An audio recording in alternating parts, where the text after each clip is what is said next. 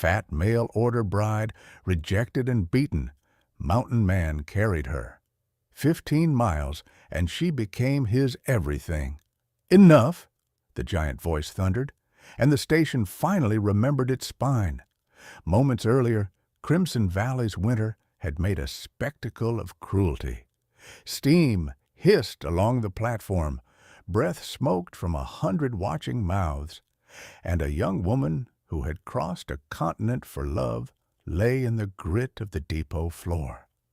Evangeline Morrison, Ava, had stepped down from the eastbound train with a letter pressed to her chest and hope stitched like hidden thread along her seams. She had worked 12 years as a seamstress to save the fare, believing the man who wrote of a rose-lined mansion and a gentle life. Instead, she learned what a promise looks like when it curdles. Damian Blackstone, lord of the nearby mines and the sort of man whose name made saloons fall quiet, took one look at her and let his temper become theater. His words slashed first, then his hands. The crowd flinched but did not move. Money had a way of turning spines to glass. Ava curled around her ribs, copper in her mouth, shame burning hotter than the pain. She did not scream. She did what a woman does when the world is watching and wants her broken. She tried to protect what she could. When Blackstone beckoned his men, the jeers thickened.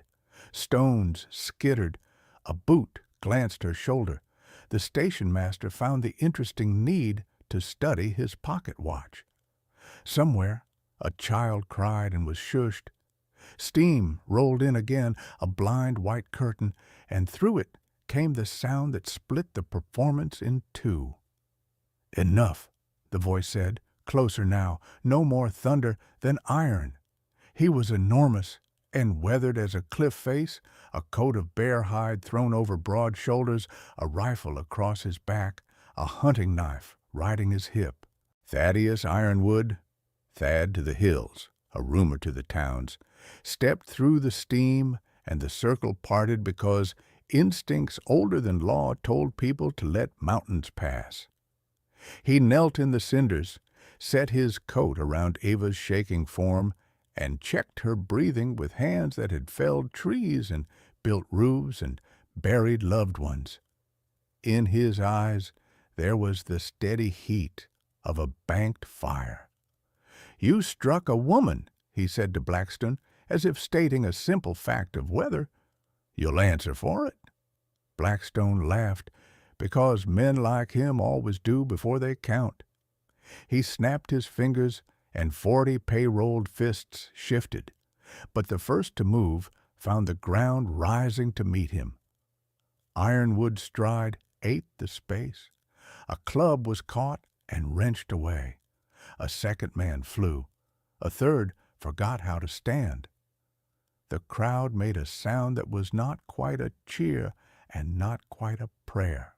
Ava, half conscious beneath a stranger's warmth, heard boots fall and bodies thud, and a voice near her ear say softly, "You're safe. I've got you." It was a sentence she had never been given and did not yet know how to believe. When dawn came to Crimson Valley the next morning, every soul in town had heard the story. The giant from the mountains had crushed 40 men at the train depot and carried the fat bride away in his arms. Some whispered that he was a ghost from the war. Others swore he was half bear, half man. Only one version was true, the one Ava could feel with every slow, aching breath as she woke beneath the weight of a stranger's coat. She was lying in a small cabin behind the station master's shed, where Thaddeus Ironwood had brought her after the fight. Her face throbbed. Her ribs sang with pain. When she tried to sit up, the world tilted. "Easy," came that same deep, quiet voice. Thad knelt beside her, sleeves rolled to the elbow, hands stained with the herbs and salves he'd been using to tend her wounds. His presence filled the room like a steady drumbeat. solid, unshakable. He smelled of pine smoke and clean snow. Where am I?" she whispered. "Safe enough for now?" He poured warm water into a basin and rinsed the blood from her hair. "You were beaten near to death. Rest before you ask anything more." But Ava had questions, too many, all pressing against her heart. The man at the station, Damien Blackstone, what if he comes for me? Thad's jaw tightened. He won't. Not today, not while I'm breathing. He said it so simply that for a moment she believed him. Ava looked down at her hands, needle-scarred, trembling, too round to be graceful. For years she had hidden them in gloves and shame. The letters she had exchanged with Damien had been her one escape, her chance to be seen for her thoughts instead of her body. She had written about the scent of lilacs in spring, the quiet pride of finishing a perfect seam. She had dared to imagine herself desired, and now that dream had bled out onto the floorboards of Crimson Valley. Thad saw her expression and, instead of pity, offered something far rarer: silence. He wrapped her hand in a linen bandage and said only, "I've seen worse heal. Bones, pride, hearts too." He didn't look at her the way other men did. His gaze wasn't searching for beauty or judging the lack of it. It was simply steady. That steadiness terrified her almost as much as it comforted her. Outside, the wind howled down from the peaks. The town huddled under its snowcaps, pretending the events of the previous day had not happened. People in Crimson Valley learned early that justice cost too much. But Thaddeus Ironwood had never belonged to this town. He'd come down from his cabin in the Bitterroot Range only to trade furs and send letters to his sister in Missouri. The rest of the time he lived alone with his traps, his rifle, and his ghosts. The lines around his eyes were carved by years of winter, his voice shaped by silence. He was a man who had lost something once and never expected to find anything again. That night, when the wind grew sharp enough to cut through walls, Ava shivered under her blanket. She heard the door open softly and saw Thad place another log on the fire before retreating to sit near the hearth. "You don't have to stay," she murmured. "I know." He looked into the flames. "But wolves prowl near the tracks. I'll keep watch." A long pause stretched between them. Ava found herself studying him. The breadth of his shoulders, the roughness of his hands, the calm with which he met danger. There was something old-fashioned about him, something the world had forgotten. Finally she asked, "Why did you help me? You don't even know me." Thad turned his head, the firelight catching the scar that ran from his temple to his jaw. "Didn't need to. I know wrong when I see it." For the first time since leaving Philadelphia, Ava felt a flicker of warmth that had nothing to do with the fire. By morning, she could stand with his help. Thad left a bowl of oatmeal on the table. "You'll eat all of it," he said gruffly. "You need strength." She smiled faintly.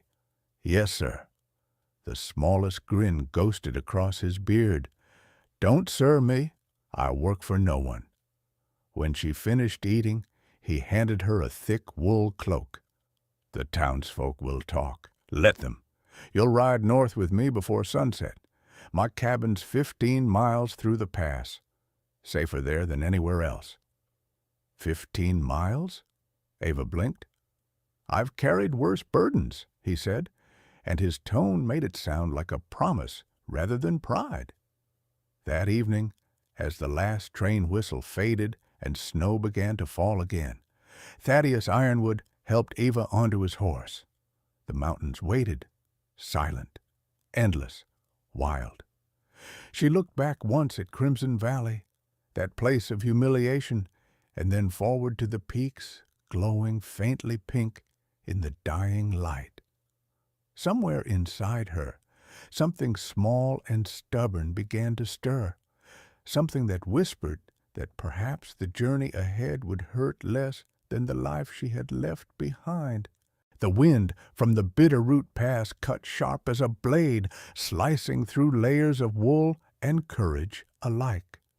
Yet Thaddeus Ironwood rode on, the reins steady in one hand, while the other held Eva close against his chest. The horse's breath steamed in the twilight, hooves crunching over snow that glittered like crushed glass. Behind them, Crimson Valley shrank to a smudge of smoke and sin. Ahead stretched wilderness, a cathedral of white silence. Eva felt every sway of the saddle, every jolt when the horse struck a hidden root. Her ribs screamed, but she bit her lip and said nothing. The rhythm of Thad's heartbeat beneath her cheek kept her grounded.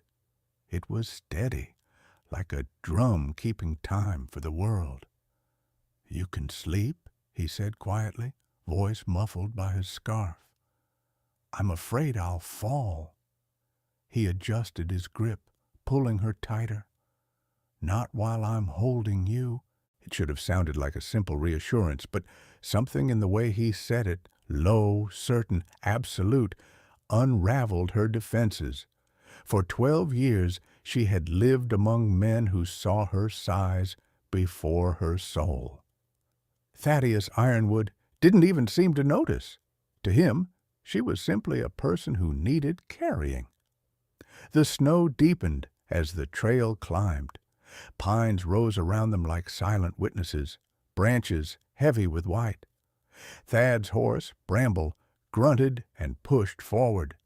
Occasionally, Thad would dismount to clear a fallen limb or test the ice of a creek with the butt of his rifle before leading the horse across. Eva tried to protest once, but he silenced her with a look, not unkind, but firm. "You're hurt," he said. "I'll walk. You stay warm." Each step left deep prints in the snow, but he didn't slow, didn't falter. The moon rose, round and cold, and painted silver across his shoulders.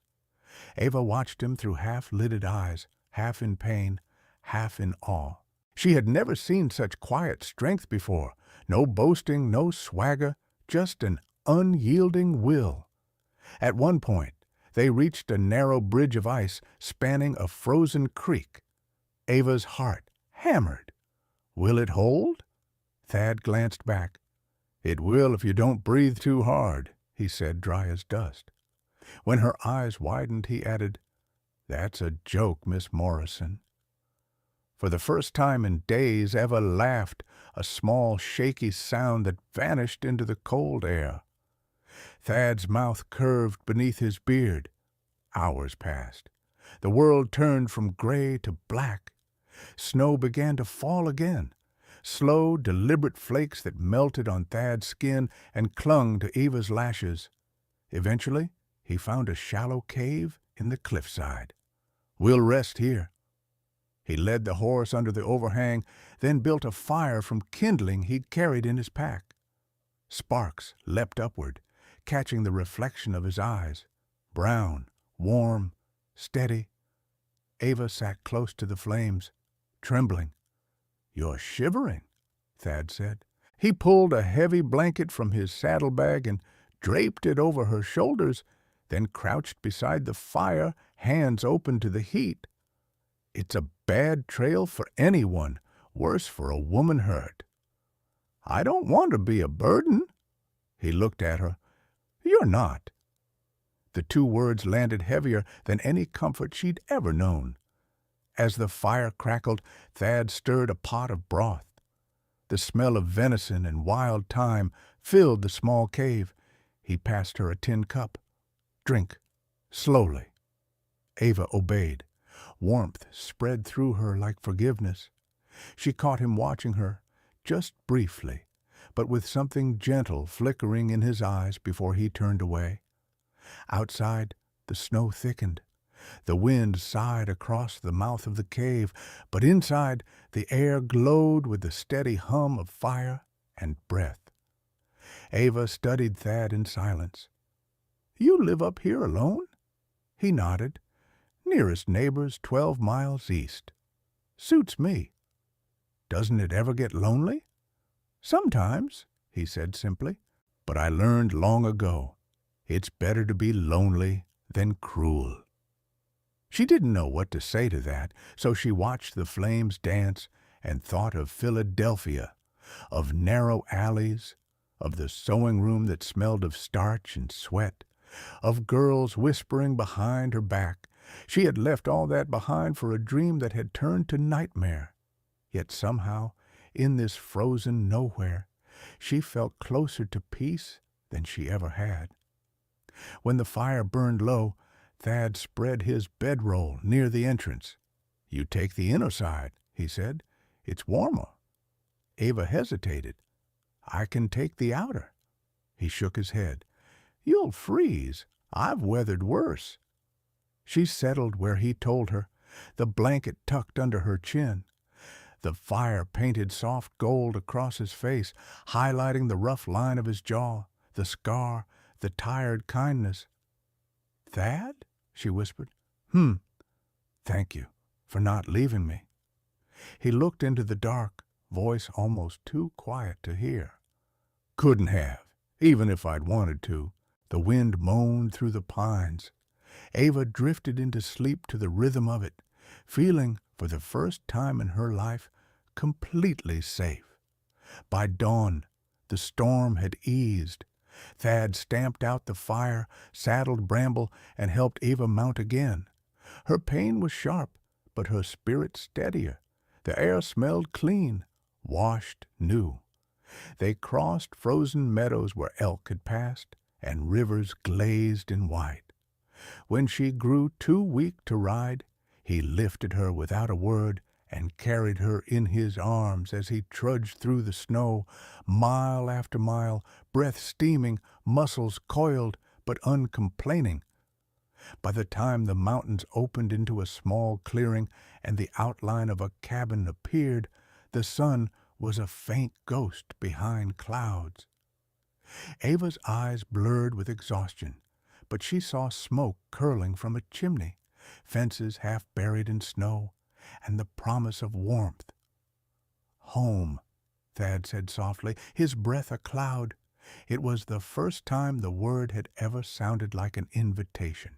The cabin sat tucked into the hollow of the mountain like it had grown there, built from logs weathered silver by 100 storms.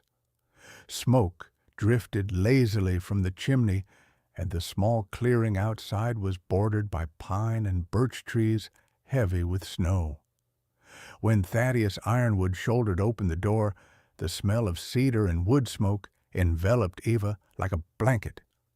"Mind the step," he said, ducking under the beam. Inside was simple but alive.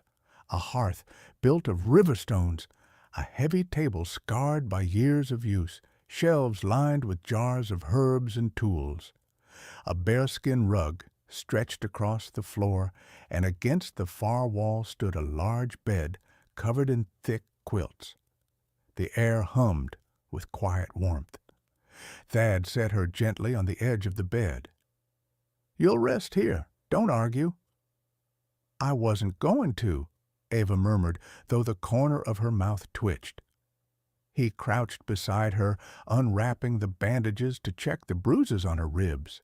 His touch was careful, precise, as though he were handling fine glass. "You're healing," he said. "Still hurts, I know, but the swelling's down." She nodded, then looked around. "This is your home?" "It's what's left of it." His tone carried a weight she didn't yet understand, but she didn't press. Instead, she watched him move, silent, efficient, a man who had built his world piece by piece and learned to live within its solitude. He lit the lamps, fed the fire, hung his coat on a hook near the door. Every motion was deliberate, calm, controlled. "Are you hungry?" he asked. starving. He ladled stew from a pot warming on the hearth, venison, potatoes, carrots, herbs she couldn't name. The smell made her eyes sting. When he handed her the bowl, she took it carefully, feeling the heat seep into her palms. "Eat," he said. "There's plenty." She did. The first spoonful nearly broke her heart. It wasn't just the flavor. It was the realization that someone had cooked something for her without expectation or mockery. Thad sat across the table, his portion smaller, eating quietly. When she tried to apologize for taking so much, he just shook his head. "You need it more." After dinner, she tried to stand and help wash the bowls, but her body protested. Thad took them from her hands. "You'll rest. That's help enough." Ava sank back into the chair, watching him. "You do all this yourself?" He nodded. "Cabin, fences, traps, garden. I trade pelts and metalwork for supplies twice a month. Sometimes I fix rifles for the miners, though I don't much like them."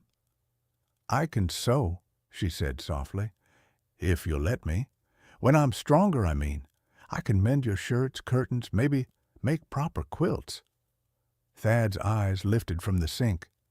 "You don't owe me work, Ava." "I know." She hesitated, then smiled faintly. "But I'd like to earn my keep." Something in his expression softened. "Then you can sew when you're ready." For the first time in years, Ava felt useful again. Days turned to weeks. The mountains changed shade with the weather, gray in morning mist, gold in afternoon sun, blue beneath the moon. Inside the cabin, life settled into rhythm. Each dawn, Thad rose before light. Ava would wake to the sound of an axe splitting wood, the rhythmic thud echoing through the valley. Sometimes he brought her breakfast, biscuits with honey or porridge with dried berries. She teased him once that he cooked better than she did, and he had answered, perfectly serious, "You'll prove me wrong soon enough." By midwinter, she was walking without pain. She insisted on sweeping the floors, folding linens, patching his shirts with careful stitches. When she burned her finger on the stove, he appeared instantly, took her hand, and dipped it into a bowl of cool water. His thumb brushed her skin, a fleeting, accidental touch that left them both still for a heartbeat too long. He cleared his throat. "You've got to be more careful." "Yes, Mr. Ironwood." "Thad," he corrected. "Yes, Thad." Something unspoken passed between them then, a warmth even the fire couldn't match. One evening, snow came heavy, sealing the world outside in silence. Thad sat by the hearth, carving a piece of oak into the shape of a bear. Ava was mending a tear in his coat. "You've quiet hands," he said suddenly. She looked up. "Quiet?" He nodded. "Most folks fuss when they work. Yours move like you're listening to something." "Maybe I am." "What to?" "The thread," she said with a small smile. "It tells you if you're pulling too hard." He chuckled low in his chest, a sound that filled the room. "Makes sense." Ava's eyes softened. "You laugh so little, Thad." "I forgot how," he admitted. "Until lately." She felt her heart twist. "Because of me?" He met her gaze. "Because you remind me what kindness sounds like." Silence settled between them again, but it was a tender silence now, humming with possibility. As winter deepened, they worked together, chopping wood, repairing fences, feeding the pair of horses in the small stable. Ava discovered she loved the simplicity of the tasks. When her fingers ached from sewing, Thad showed her how to shape wooden spoons. When he returned from hunting with frost on his beard, she met him at the door with a cup of hot broth. One night, after a storm, the roof began to leak near the chimney. Thad climbed up in the freezing dark to patch it, while Ava held the lantern below. Snowflakes fell through the gap, landing in her hair. When he came back down, soaked and shivering, she wrapped a blanket around his shoulders before he could protest. "Sit," she ordered. "You'll catch your death." He stared at her, at the authority in her tone, the concern in her eyes, and something inside him gave way. "Yes, ma'am," he said quietly. Ava laughed, and the sound filled the cabin like sunlight. When the thaw finally came, the valley changed scent, from pine and smoke to wet earth and wildflowers. Ava planted herbs near the porch. Thad repaired the corral fence, pretending not to watch her, but always aware of where she was. That night, over supper, she said, "You built this cabin alone, didn't you?" "Mostly." "Then it's strong," she said, smiling, "because everything you build seems to last." Thad looked at her for a long time. "Not everything," he said softly. He rose, walked to the far end of the cabin, and opened a door she hadn't noticed before. Inside was a small room, dusty but kept with reverence.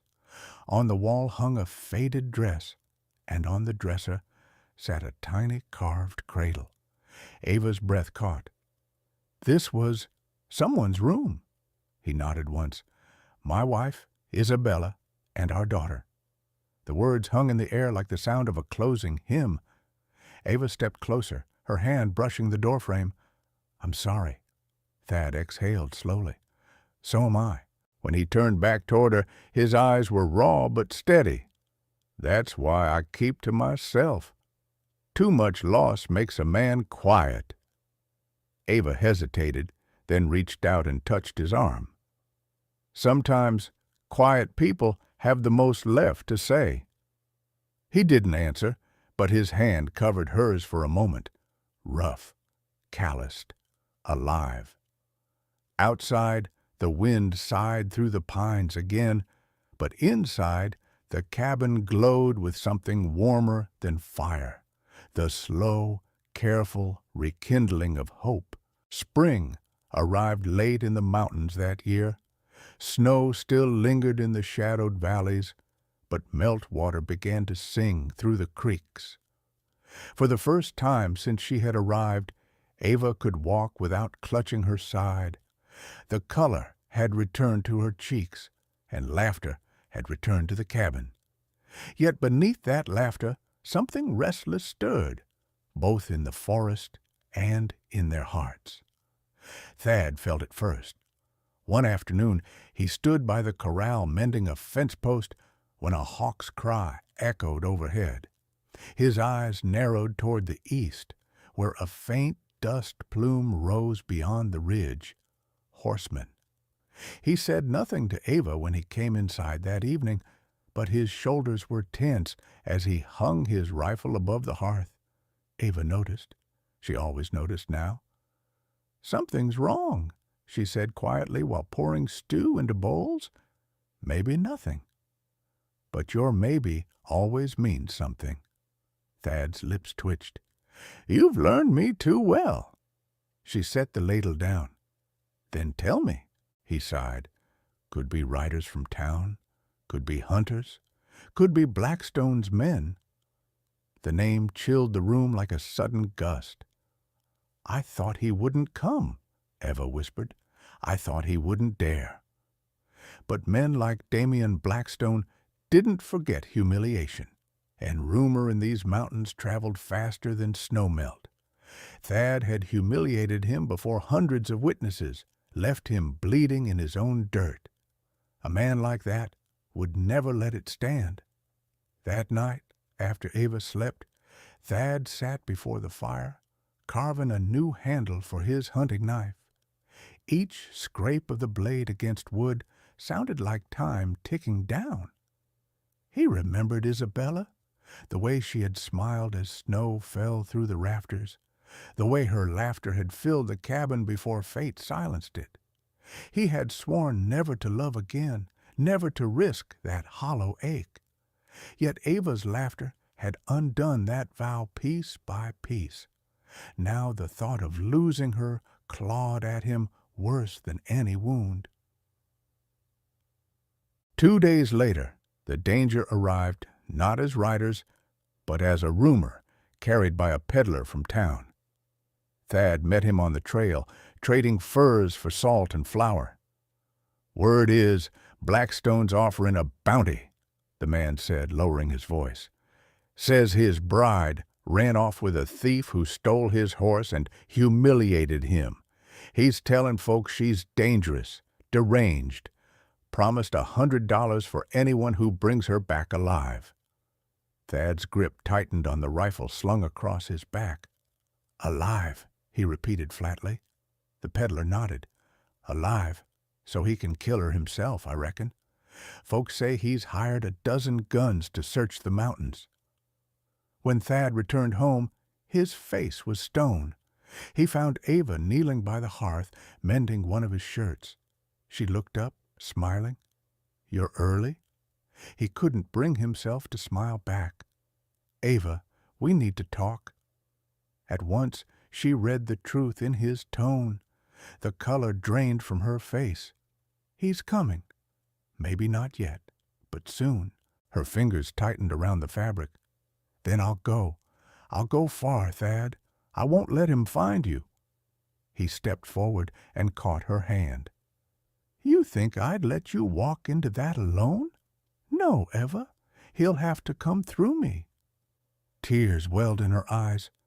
"He'll kill you?" "Not before I make him wish he hadn't tried." The following morning, Thad packed supplies, powder, bullets, dried meat, and began fortifying the cabin. He reinforced the shutters with iron bars, stacked wood near the door, and laid traps along the back trail. Ava worked beside him silently, though her hands trembled.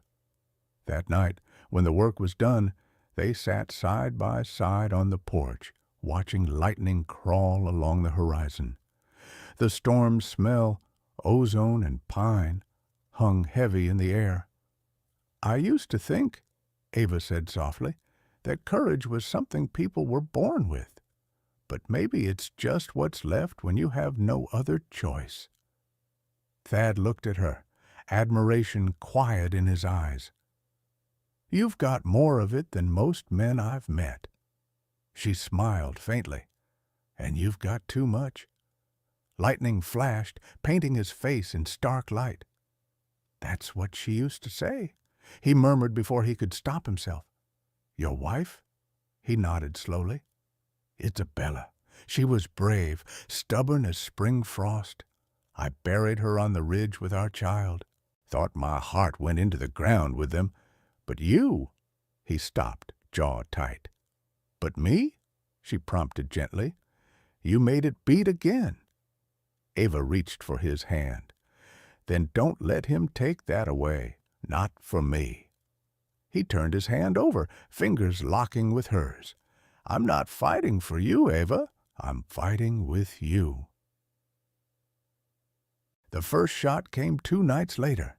It cracked through the stillness just after sunset, shattering the glass of the window near the table. Ava screamed and dropped the bowl she was holding. Thad was already moving, rifle in hand, pulling her down behind the stone hearth. "Stay low!" he barked.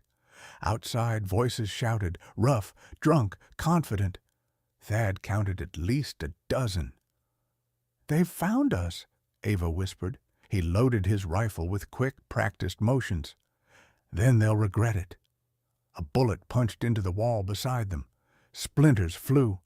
Thad fired back through the darkness. A man's scream echoed, then silence. For the next hour, the world was thunder and firelight. Smoke filled the cabin, and the air reeked of powder. Ava fetched ammunition, steady despite shaking hands. When the front door shuddered under a ram, she grabbed the iron poker from the hearth and stood beside Thad. not standing there," he said. "Yes, I am," she snapped. "You said we fight together." He stared at her for half a second, then nodded once. "Then together it is." When the door burst open, the first man through met the poker's swing square across his jaw. He fell, howling. Thad's rifle roared again, smoke blinding them both. By dawn, the ground outside was littered with the wounded and the fleeing. The few survivors dragged themselves down the mountain, swearing they'd never return. Inside, Thad leaned against the wall, breathing hard. Ava pressed a cloth to his arm where a bullet had grazed him. "You're hurt." He caught her wrist gently. "So are you, but you're alive." Tears streaked her soot-stained cheeks. "Because of you." He shook his head. "Because of us."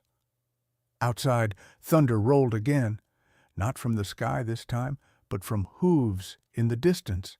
A larger force was coming, Blackstone himself. Ava met Thad's gaze and squared her shoulders. "Then let him come. I'm done running." Thad smiled grimly, pride glinting behind the weariness. "That's my girl." The sun rose blood-red over the ridge, staining the snow like prophecy. By the time its light reached the ironwood cabin, Thaddeus and Ava were already awake. They had slept little. The smell of smoke and gunpowder still lingered in the air, and outside, the forest held its breath. Thad stood by the window, tightening the strap of his rifle. Ava wrapped his arm with a fresh bandage. Her fingers brushed his skin, warm, strong, alive, and for a moment she wished time would freeze. But far below, echoing up the valley, came the unmistakable sound of horses. Many horses. "They're coming," she whispered. Thad's eyes hardened. 60, maybe more. Blackstone's emptied half the mines for this. Ava swallowed. "Then we fight." He turned to her, brushing a strand of hair from her cheek. "We fight smart. You stay low near the back wall. If I tell you to run, you run west, through the ravine. There's a hidden trail that'll take you to the creek." She shook her head fiercely. "No, I won't leave you." Thad's lips twitched, half pride, half pain. "I know." Outside, the thunder of hooves grew louder. Ava caught her reflection in the window, face bruised but unbroken, eyes steady. The frightened seamstress who had stepped off the train months ago was gone. In her place stood a woman who had survived hell and found something worth defending. When the riders came into view, they filled the clearing like a swarm. At their head rode Damian Blackstone, dressed in a long black coat, his face marked by the scar Thad had given him at the station. Hatred burned in his eyes like coal. "Ironwood!" he bellowed. "You've got something that belongs to me." Thad stepped out onto the porch, rifle resting easy in his hands. "Only thing here belongs to itself." "Hand over the girl," Blackstone snarled, "or I'll burn this place down around you." Thad's voice was calm, but it carried through the valley. "You try, and I'll bury you in your own ashes." The men behind Blackstone laughed nervously, unsure whether to charge or flee. "Kill him!" Blackstone shouted. The world exploded into gunfire. Thad moved like a storm-given form. His rifle cracked, dropped, reloaded, fired again, all in a rhythm honed by years of solitude and survival. Each shot found its mark. Men fell. Horses screamed. Inside, Ava reloaded the spare rifle with shaking hands, her heart pounding. Smoke filled the doorway, and she could barely see Thad through it. But when one of the hired guns crept around the side, she fired without thinking. The man dropped before he could raise his weapon. Thad glanced back through the haze, saw her standing there, and nodded once, a soldier's acknowledgment. Equal. partner. For nearly half an hour, the battle raged. Snow turned black with mud and blood. The cabin wall shook under the impact of bullets, but the old timber held. Finally, when the gunfire faltered, only Blackstone remained upright, clutching his revolver, face twisted in disbelief. "You ruined me," he shouted. "You made me a laughing stock." Thad stepped off the porch, slow and deliberate. "You did that yourself." Blackstone fired once. The bullet grazed Thad's shoulder. He didn't flinch. "Last chance," Thad said. "Ride out of here and never come back." But Blackstone raised his gun again. That was all the answer Thad needed. One shot rang out. The echo rolled down the mountain like thunder. Blackstone staggered, fell to his knees, and collapsed into the snow. The wind carried his last breath away. Silence returned. The valley exhaled. Thad lowered his rifle, blood soaking through his shirt. Ava ran to him, catching him as he stumbled. "You're hit! Sit down!" He let her guide him to the steps, breathing hard. "Just a scratch," he murmured, though his face was pale. She pressed a cloth to the wound. "You fool," she whispered, tears mixing with the soot on her cheeks. Thad smiled faintly. "You fought like hell." "So did you. Guess we make a good pair." Snowflakes drifted down around them, melting on their skin. The world, for the first time in a long while, was quiet. Thad brushed a trembling hand against her cheek. "It's over, Eva." She met his gaze, voice soft but steady. "No, Thad. It's beginning." By the time the snow melted from the valley, Crimson Ridge whispered a different story. They spoke not of the fat bride who'd been beaten at the station, nor of the outlaw mountain man who defied a mining tycoon. They spoke of two people who had survived everything the world threw at them and built something better from the ashes. Thad's shoulder healed slow but steady. Ava tended him with patient hands, grinding herbs, wrapping linen, and scolding him every time he tried to lift an axe too soon. "You can fight 40 men, but you can't win against me," she'd tease. He'd grin. Wouldn't want to. Days passed into weeks, and life began to hum again inside the cabin. Thad rebuilt the broken fence and reforged the bent rifle barrel. Ava replanted the garden that spring frost had taken, sowing seeds while humming softly under her breath. When he watched her through the window, sunlight caught in her dark hair, determination set in her face. Thad felt something old in him finally rest. At night, they'd sit on the porch with coffee, the world bathed in silver moonlight. The mountains around them, once cruel and cold, felt like sentinels keeping guard. "You ever think you'd end up here?" Thad asked one evening. Ava smiled faintly. "I used to dream of grand houses and chandeliers, but they never felt real. This," she looked out at the cabin, the trees, him, "this does." He reached for her hand. "You're safe here." She squeezed his fingers gently. "No, Thad, we're safe here." The firelight from inside flickered across their faces. His thumb brushed over her knuckles, rough skin meeting soft, and neither spoke for a long while. They didn't need to. Later, when the first stars appeared, Ava leaned her head on his shoulder. "People will still talk," she said. "They'll call me names, say I don't belong." Thad turned his head, voice low and certain. "Then they can say it from down there. You belong right here." Tears glimmered in her eyes. "You really believe that?" He smiled. "I built this cabin with my hands, Ava, but you made it a home." She laughed softly through her tears, and he kissed her, slow, tender, sure.